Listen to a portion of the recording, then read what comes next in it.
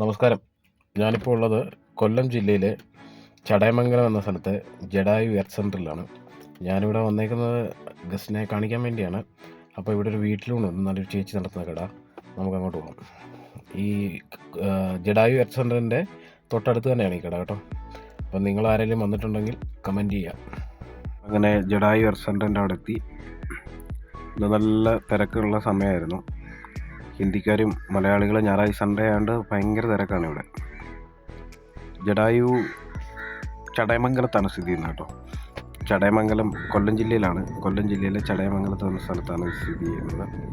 അങ്ങനെ അവരെ കൊണ്ടിറക്കാൻ വേണ്ടി വണ്ടി ഇടാൻ പോലും സ്ഥലമില്ലായിരുന്നു. പാർക്കിംഗ് ഇല്ലെന്ന് സെക്യൂരിറ്റി ആദ്യമേ പറഞ്ഞു. അപ്പോൾ പിന്നെ വെളിയിൽ വണ്ടി ഇടട്ട് വേണം ഊണ് കഴിക്കാൻ പോകാൻ. നല്ല തിരക്കെന്ന് പറഞ്ഞാൽ ഭയങ്കര തിരക്കായിരുന്നു വന്നപ്പോൾ. ഇതാണ് എർത്ത് സെൻ്ററിൻ്റെ മുകളിലാണ് കേട്ടോ, ആ പാറ കാണുന്നുണ്ട്. അങ്ങനെ ഇതാണ് നമ്മുടെ ഹോട്ടൽ. ഇതാണ് വീട്ടിലൂടെ PS ഹോട്ടൽ എന്നാണ് പേര് കേട്ടോ. ഒരു ചേച്ചിയും ചേട്ടനും മാത്രം നടത്തുന്നൊരു കടയാണ്. ഇവരുടെ വീട്ടിലുണ്ടാക്കുന്ന ഫുഡ് തന്നെയാണ് നമുക്കും തരുന്നത്. അതായത് പരിമിതമായിട്ട് മാത്രമേ ഇവരുണ്ടാക്കുകയുള്ളൂ. വലിയ ആൾക്കാർക്കൊന്നും ഉണ്ടാക്കില്ല. അതായത് കൂടുതൽ ആളുകൾ വന്നാൽ ചിലപ്പം പെട്ടുപോകും. ഒരു മണി 2 മണിയൊക്കെ ആകുമ്പോഴത്തേന് ഈ ഫുഡ് ഇവിടുത്തെ തീരും.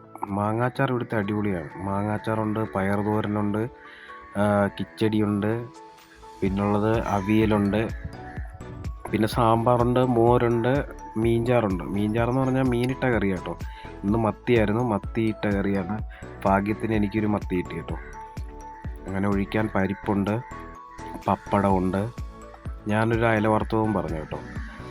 അയല വറുത്തതും ഊണിനും കൂടെ കൂട്ടി 100 രൂപയാണ് ഏകദേശം വരുന്നത്. നല്ല ചൂടുവെള്ളം കിട്ടും.